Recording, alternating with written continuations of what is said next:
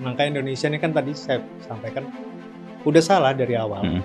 Jadi karena banyak perilaku-perilaku atau oknum-oknum di pemerintahan seperti itu, mereka tidak punya sense of belonging atau sense of humanity. Jadi saya rasa ya negara ini jadinya kacau balau ya seperti ini.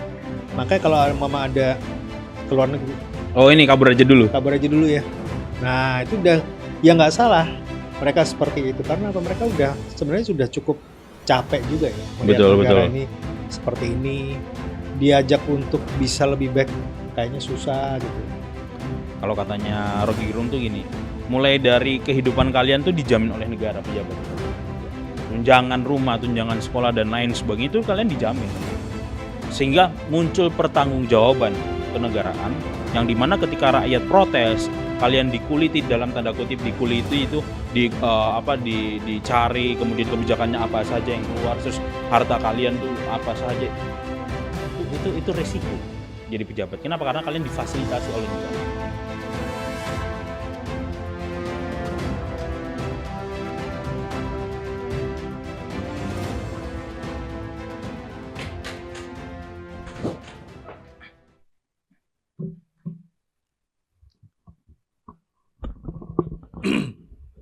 Cek. Cek. Taruh sini.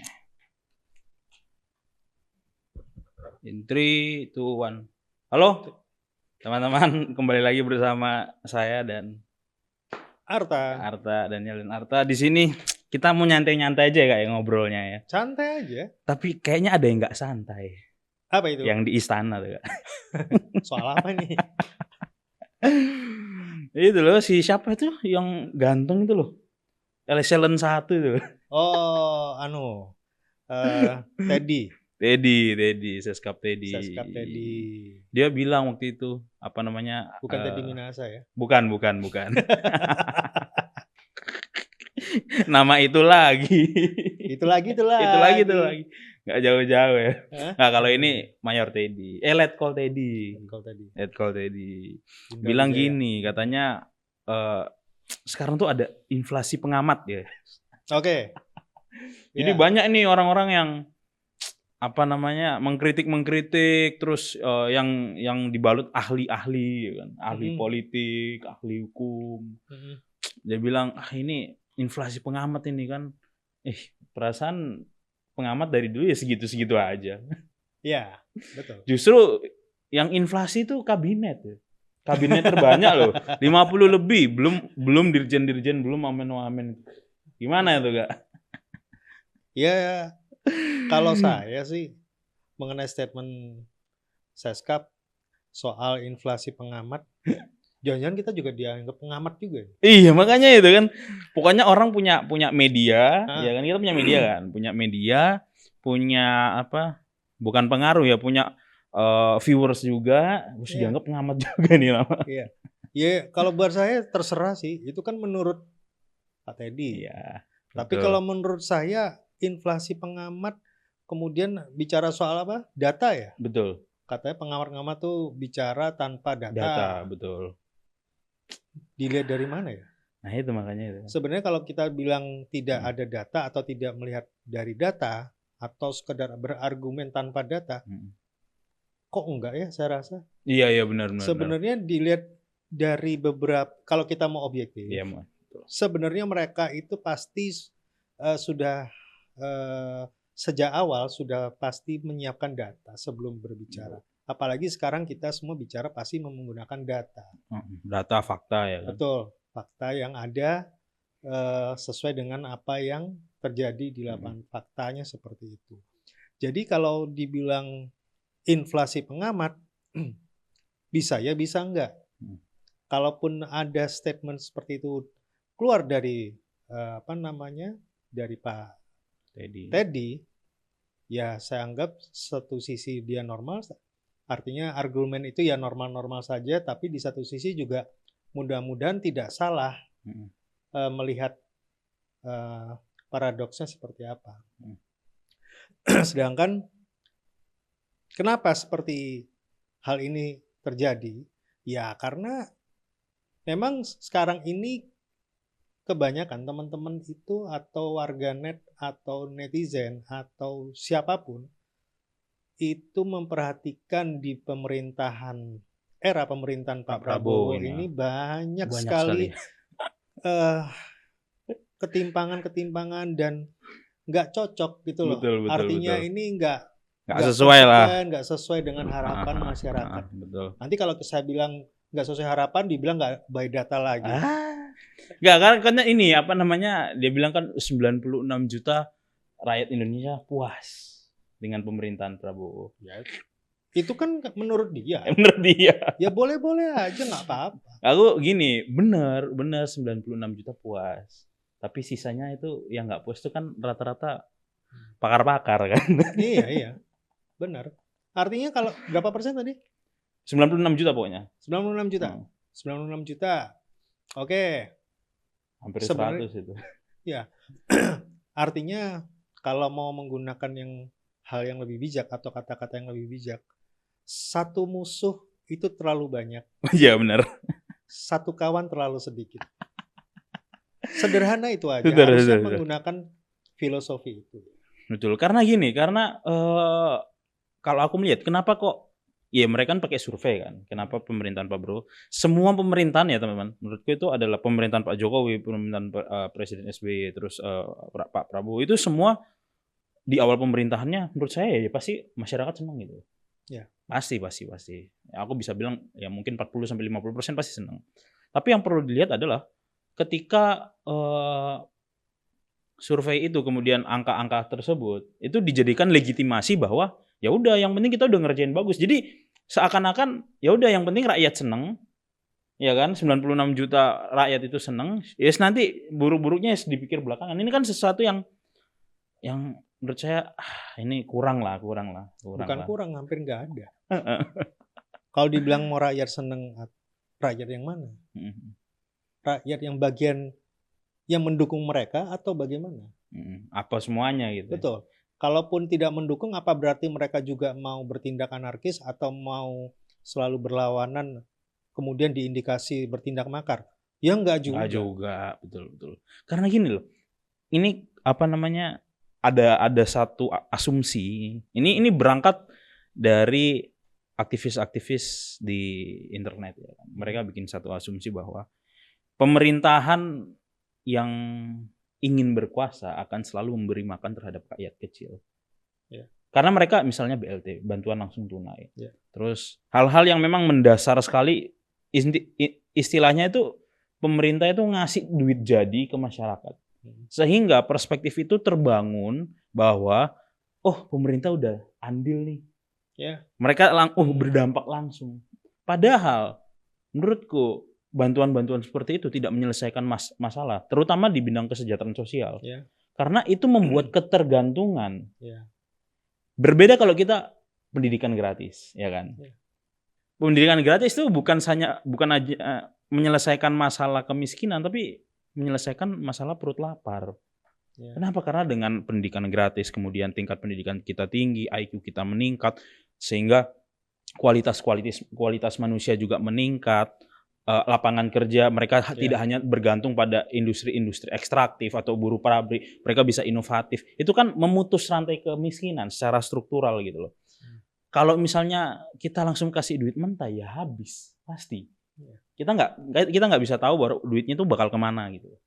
Ya. Itulah aku nggak terlalu suka BLT, bantuan langsung tunai, karena ya memang ada masyarakat yang perlu kita bantu secara langsung, tetapi bukan itu tujuannya sebenarnya. Ya. Tapi itulah cara pemerintah kemudian mengamankan suaranya dengan disogok-sogok dulu. Istilahnya gitu loh ya. Disogok ini bantuan, biar kamu itu tahu dulu. Sampai ada ya. Kalau nggak salah ini koreksi lagi ya kalau salah. Itu waktu bantuan di Aceh itu ditulis itu bantuan Wapres kalau nggak salah. Padahal kan itu bantuan negara ya. Iya. Maksudnya iya itu pakai duitmu, duit pribadi mungkin atau apa. Tapi kan kamu bawa nama lembaga gitu loh. Iya. Ini bantuan tidak dalam atas nama pemerintah. Ini bantuan enggak ini bantuan sama rakyat Indonesia melalui pemerintah. Yeah. Itu cara pemerintah kemudian untuk melanggengkan kekuasaannya itu. Mereka bilang ini kami ada kok buat masyarakat gini-gini dan sebagainya gitu. Ya. Ya karena Indonesia memang sudah didesain seperti itu. Seperti itu ya. Terkesan dibuat sederhana oleh mereka. Ya sudah, sederhana tapi jangka pendek. Iya, berpikir jangka pendek. Berpikir Selalu jangka seperti pendek. itu. Kemudian yang sekiranya nanti masyarakat itu diharapkan dengan bantuan jangka pendek tersebut, dia tidak akan bersikap kritis Betul. kepada pemerintah. That's it. Memang poinnya di situ. settingannya memang seperti itu. Kalaupun kita mau rubah, maka ini sebenarnya sudah, ini PR kita semua. PR semua, segala lini bangsa, segala lapisan masyarakat bangsa yang kalau memang memiliki kepedulian. Tapi kalau tidak memiliki, saya rasa ya mau gimana gitu. Karena memang saat ini serba sulit semua keadaannya. Teori dan prakteknya itu tidak selalu linear atau tidak selalu sama. Itu idealisnya memang tadi seperti itu. Nggak perlu ada bantuan langsung tunai, tapi dalam bentuk contoh nih pendidikan langsung gratis. Ya itu. Nah, yang sekarang ini kan artinya banyak terjadi pergeseran. Yang harusnya tadi pemerintah fokusnya A, tapi menjadi B, C, mudah sekali ke distract. Gitu loh. Yang harusnya penanganannya itu holistik jangka panjang, tapi diambil yang jangka pendek. Karena apa? Indonesia itu besar dulu. Jumlah penduduknya aja sudah 270-an sekian. Ya. APBN-nya berapa? Betul. Sumber daya alamnya bagaimana? Itu yang makanya Indonesia tuh lebih cocok jadi market buat mereka. Iya benar. Wah ini politik bisnis nih lihat kan, konstruksinya politik bisnis itu. Yang enggak, ini kan sebenarnya sudah. Hati-hati kamu dicap pengamat ini kritis nanti nih kan, ditandain nanti. Ya enggak, karena kita punya apa namanya spirit yang sama. Gimana sih Indonesia nih maju? Kenapa harus terpuruk seperti ini terus? Gitu. Karena semakin lama, semakin terpuruk, kita jadi semakin terombang-ambing. Nggak jelas nih mau kemana nih negara. Iya. Soalnya gini, karena pemerintah itu melihat masyarakatnya yang kritis tuh seakan-akan antek-antek asing ya. Jadi menganggap bahwa ini beberapa orang pro banget pemerintah itu menganggap bahwa ini kritis. Kenapa kritis? Karena disokong oleh asing, oleh oligarki asing yang ingin mengacaukan Indonesia sehingga mereka menyuruh masyarakat ada LSM-nya mendapatkan duit dari asing terus kemudian mengorak-arik demokrasi Indonesia. Ini kan konspirasi banget. Karena bangsa kita ini pinter untuk menyalahkan orang lain. Pemerintah kita itu pinter banget untuk menyalahkan orang lain. Nggak bisa ngasih solusi tapi nyalain orang. Betul. Dikasih masukan, enggak defensif kan. Defensif terus. Padahal kan kalau kata Haris Azhar itu salah satu part of bagian dari pemerintah adalah yaitu answerability. Jadi hal untuk menjawab semua pertanyaan. Ya, bukan malah defensif gitu loh. Ya Indonesia kan sen kiri belok kanan. Sama aja kayak ibu-ibu mau belok kiri tapi sennya ke kanan. Iya. Kan gitu betul. Analoginya sederhana seperti itu. Karena terakhir tuh ada ini hal yang cukup menjadi spekulasi bahwa ini akan makar atau tidak. Pernyataannya Saiful Mujani. Yang dianggap menggulingkan, menjatuhkan presiden. Apalagi Ferry Amsari bilang ada impeachment. Menurutku itu kan hal yang ini kalau istilah yang tadi yang aku bilang itu, istilahnya kalau misalnya kalian dalam satu hubungan, terus pacar kalian bilang, aku mau putus, kan belum tentu mau putus beneran dong. Kenapa? Itu ada ekspresi kekesalan, gitu. Ekspresi ketika kamu begitu cinta terhadap pasanganmu sehingga, putus aja deh demi yang lebih baik gitu.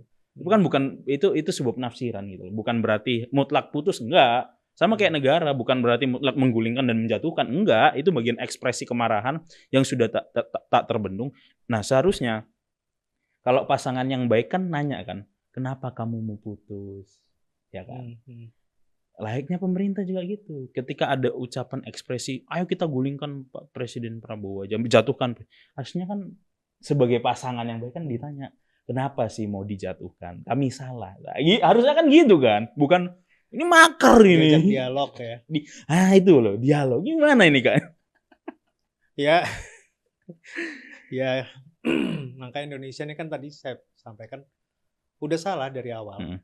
Jadi karena banyak perilaku-perilaku atau oknum-oknum di pemerintahan seperti itu, mereka tidak punya sense of belonging atau sense of humanity. Jadi saya rasa ya negara ini jadinya kacau balau ya seperti ini. Makanya kalau mama ada ke luar negeri, Oh ini kabur aja dulu. kabar aja dulu ya. Nah itu udah ya nggak salah mereka seperti itu karena apa, mereka udah sebenarnya sudah cukup capek juga ya melihat Betul, negara betul. ini seperti ini, diajak untuk bisa lebih baik kayaknya susah gitu ya. Ibaratnya antara yang baik sama yang jahat itu lebih banyak yang jahat ternyata. Makanya sebenarnya saya tertarik dengan statement Pak Ahok ya tempo hari kalau saya perhatikan. Kalau mau nolong orang, jadilah pemimpin. Itu memang ada benernya sih. Yeah. Tapi untuk jadi pemimpin itu sekarang dengan keadaan sekarang ini ya juga nggak gampang. Makanya untuk jadi pemimpin atau menolong orang sebenarnya banyak cara selain jadi pemimpin juga banyak. Ya salah satunya ya kita dianggap pengamat aja udah. Betul. Ngamati, ngasih Ngamati. masukan Boleh kok kritis. orang ngamatin, emang nggak Betul. boleh? Iya makanya itu Nggak kan. ada aturannya kan? Benar. Nggak ada. Masa dikit-dikit dituduh makar kan? Ya berarti mereka nggak percaya diri aja sebenarnya. Soalnya gini, menurutku ya ada satu hal yang dianggap ini yang menjadi perdebatan adalah kenapa kok ini perdebatan di internet, bukan perdebatan di internet sih, perdebatan pada waktu itu di ILC kalau nggak salah. Kenapa berbicara makar itu berbicara seolah-olah tindak pidana politik yang sangat kejam gitu kan? Terus ini inkonstitusional gitu. Harusnya kan melalui impeachment kan. Harusnya melalui mekanisme melalui DPR gitu loh. Kalau mau kita secara konstitusional. Loh, 3 periode juga inkonstitusional kok. Loh iya kan? Yeah. Berbicara 3 periode itu inkonstitusional loh itu. Yeah. Kenapa itu tidak menjadi perdebatan yang loh ini tindak pidana juga ini 3 periode ini. Yeah. Kenapa hanya makar yang dianggap tindak pidana ini kan? Ini menurut saya sebuah asumsi yang keliru sebenarnya. Karena kalau inkonstitusional tapi dia itu menyelamatkan kekuasaan, itu bukan tindak pidana. Tapi kalau dia inkonstitusional tapi melawan kekuasaan, ya itu dianggap tindak pidana. Gitu. Ya, kan makanya kan serba kebalik-balik gitu. Jadi ya sama aja kayak mama dituduh ijazah palsu. Nah, tapi yang menuduh disuruh membuktikan. Betul. Di satu sisi ya kita lihat seperti apa dulu. Kalaupun memang kita nggak berbuat ya, kalau cuma ijazah bukan masalah tentang kehormatan atau posisi jabatan ya. Tapi sebagai tanggung jawab publik, kemudian dia sebagai negarawan ditunjukin aja gitu. Oh ini asli. Oh ini bukan. Kayak Pak Arsul Sani kan. Betul. Kayak Pak Arsul Sani. Selesai kok. Selesai itu hal yang karena apa? Karena ketika dia tidak menunjukkan, justru yang menuduh ini itu semakin kemana-mana takutnya. Betul. Inilah sampai kacau Pak itu. Betul, Pak. Betul. Makanya kan kalau mau menyampaikan sesuatu berarti harus pakai data. Betul. Nah kalau sudah pakai data dibilang pengamat, inflasi pengamat. Inflasi pengamat ini, ya kan. Iya, aduh. Kacau ya. Ini saya nggak ngerti nih cara mikirnya gimana ya saya. Ini sama kayak Seskapten ini udah kayak jubirnya Pak Prabowo, bukan jubir negara lagi, jubirnya Pak Prabowo ini. Melihat Seskapten ini karena apa? Karena kalimat-kalimatnya itu seakan-akan menurut saya itu mengarah untuk menyelamatkan Presiden Prabowo bukan pemerintah secara keseluruhan. Iya. Karena dia ya mungkin karena berangkat dari ajudan ya, ajudan pribadinya dia dan lain sebagainya. Dan harusnya inflasi pengamat ini kan hal yang bagus. Kenapa? Karena hal-hal yang bersifat akademis, hal-hal kebijakan publik yang kemudian bisa dikaji melalui sifat-sifat yang akademis gitu loh. Iya. Harusnya kan bagus, bukan yang asal ngomong gitu kan. Iya.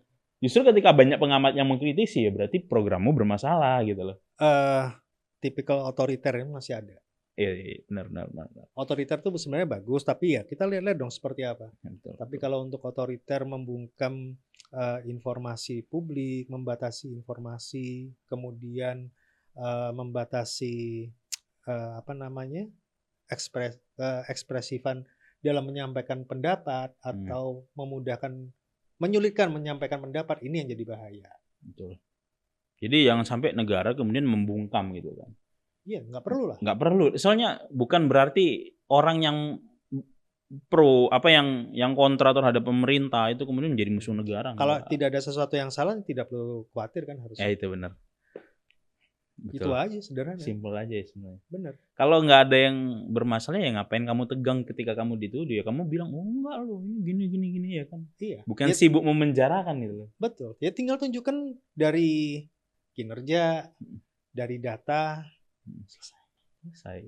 Sederhana kok. Negara ini emang karena suka drama aja. Suka drama aja kan. Aduh, parah. Jadi itulah teman-teman ya. Enggak lah, kalau untuk masalah pengamat inflasi pengamat saya rasa nggak tepat lah. Seorang negarawan juga harusnya tahu seperti apa kondisi rakyat saat ini. Kalau memang tadi mereka punya kepekaan, harusnya mereka paham itu. Betul. Mereka bisa bisa menyadari, bisa segera berupaya memperbaiki. Kalau memang mau memperbaiki. Tapi kalau nggak mau memperbaiki ya susah juga ya. Susah juga ya kan. Jajaran yang saat ini adalah banyak yang menteri-menteri yang tidak mumpuni sebenarnya. Betul. Tapi dipaksakan mungkin karena satu lain hal lah ya. Mungkin nggak usah ngomong gitu Kak. Kita ngomongin aja ini bagi-bagi kue. Bagi-bagi kue bro. Tapi salut lah, ada satu partai yang menurut saya dia ini radikal tapi saya suka nih. Kalau bela pemerintah sekali, kalau kontra sekali, PDIP. Keren itu. Mantap. Itu. Iya. Memang ya kalau diperhatikan sih memang ya. Jadi makanya kalau saya perhatikan nggak perlu nyari kesalahan dari rakyatnya sendiri. Ya tinggal perbaiki aja. Kalau memang dirasa kurang ya perbaiki. Kalau memang harus ada yang dibutuhkan pendapat dari masyarakat, ya dengerin aja. Betul. Apa salahnya? Betul. Gitu sih. Karena bener ya, aku heran kalau lihat negara ini kan kita kan nggak mungkin benci ya kayak, karena kita tumbuh besar tuh di Indonesia gitu. Yeah. Justru ketika kita semakin kritis terhadap sesuatu yang dipertanyakan, itu kan hal yang bagus itu. Berarti ada check and balance, bukan hanya terjadi di fungsi pengawasan DPR, tapi juga di masyarakat gitu. Masyarakat kemudian menyampaikan apa yang kemudian mereka resahkan, apa yang mereka lihat tidak sesuai dengan undang-undang. Mereka sampaikan melalui apa? Melalui demo, melalui bikin konten, kalau pengamat melalui kritik dan lain sebagainya. Ya pemerintah kita belum siap maju. Belum siap ya. Betul. Gampang. Mengkritik ya? Mungkin mengkritik ini. Oh iya. Mengkritik tapi yang membangun. Iya, kritik yang membangun. Harapan kita kan gitu. Jadi, kritik yang membangun. Ya perbaiki aja. Tunjukkan lewat ini loh Kak, apa kinerja kan gitu. Iya. Jangan banyak omdo. Jangan neror lah pokoknya ya kan. Nah, nggak perlu neror lah. Nanti ada air keras, kita nggak nuduh pemerintah. Cuman kan melihat gerak-geriknya kan itu berangkat dari orang yang punya kuasa. Cuman ya semoga kalau kita mengkritisi sih harusnya respon positif ya. Respon positif terus ini loh, bukan respon defensif, tapi respon positif. Oh enggak, ini pemerintah nggak gini loh. Harusnya kan oh iya kami tampung aja terus ya kan. Ya kalau nggak curhat lewat media atau nggak curhat lewat netizen atau lewat pengamat yang dikatakan inflasi pengamat, terus mau cerita ke siapa? Mau cerita ke siapa kita, ya kan? Kalau kita cuman punya power segini aja udah dipotong-potong sama YouTube, apalagi yang udah punya nama besar gitu loh. Ya ada ketidakpercayaan diri dari pemerintah. Tapi gini, karena ini disclaimer ya teman-teman, Lorca Talks itu bukan cuma ngomong politik. Ya, ada beberapa kanal. Kita punya Art Talks itu bisnis, kita punya Ruang Fafa dan lain sebagainya gitu. Jadi bukan cuma bahas tentang politik bisnis saja teman-teman. Aja guys, ada hal-hal yang lain ya, pop culture dan lain sebagainya. Bisnis, kesehatan. Ya kurang lebih seperti itu. Cuman yang perlu kita garis bawahi bahwa inflasi pengamat ini harusnya ditangkap positif sebagai sesuatu yang membangun. Berarti banyak pakar terus banyak akademisi yang kemudian melihat bangsa ini sebagai sebuah bangsa yang memiliki potensi. Sehingga kebijakannya yang dikeluarkan harus juga diukur dengan secara akademis gitu loh. harus diukur secara apa ya, secara positif, terus benar-benar diperhitungkan gitu loh, resiko, manajemen resiko dan lain sebagainya. Secara filosofis undang-undang kan juga sudah disebutkan. Salah satu cara untuk mencerdaskan kehidupan bangsa. Baca UUD 45, Pak Teddy. Diperbolehkan kita untuk menyampaikan segala aspirasi juga. Betul. Dijamin dalam Undang-Undang Dasar 45. Dijamin oleh konstitusi, tidak ada yang melarang gitu. Dan yang harusnya menjadi poinnya adalah, dan yang menyampaikan kritikan ini kan juga pengamat. Iya. Memang dia ahli gitu situ. Bukan orang yang sembarangan dong. Iya. Memang dia pakar, memang dia ahli, sehingga dia menyampaikan apa yang kemudian jadi catatan-catatan kritis buat pemerintah dan lain sebagainya. Iya. Dan itu harusnya ditangkap positif, bukan defensif oleh negara atau pemerintah. Kalau nggak mau dikritik, jangan jadi pejabat negara. Betul. Kalau nggak mau dikuliti habis-habisan ya jangan jadi pejabat negara. Betul. Karena apa? Karena ini kalau kata kalau katanya Rocky Gerung tuh gini, mulai dari kehidupan kalian tuh dijamin oleh negara, pejabat itu. Ya. Tunjangan rumah, tunjangan sekolah dan lain sebagainya itu kalian dijamin. Sehingga muncul pertanggungjawaban kenegaraan yang dimana ketika rakyat protes, kalian dikuliti, dalam tanda kutip dikuliti itu dicari, kemudian kebijakannya apa saja yang keluar, terus harta kalian tuh apa saja. Itu resiko jadi pejabat. Kenapa? Karena kalian difasilitasi oleh negara. Gitu loh. Dan ya itu dalam dunia demokrasi ketika masyarakatnya atau rakyatnya itu kemudian mencari tahu pejabatnya ini gerak-geriknya seperti apa, itu hal yang biasa karena kalian pejabat negara, kalian memiliki tanggung jawab kepada rakyat gitu. Dan itu hal yang wajar ya kan enggak? Iya. Biasa-biasa saja. Biasa-biasa saja. So, ini buat Seskap tadi ya. Siapapun itu jangan anti kritik, jangan khawatir kalau dikritik bakal nanti penjarain, dituduh makar, dituduh antek-antek asing. Enggak. Kita jauh dari kekuatan untuk makar. Untuk apa juga? Ya kalau ya kita aja yang jadi presiden kak ya. Mau jadi presiden? Kamu mau nggak itu? Hah? Mau nggak? Oke teman-teman, sekian dulu ya bincang-bincang santai politik. Ini aku lupa kita punya ini kak, ruang The Justice Talks ya. Oh iya. The Justice Talks X R Talks. Sampai jumpa teman-teman di episode selanjutnya.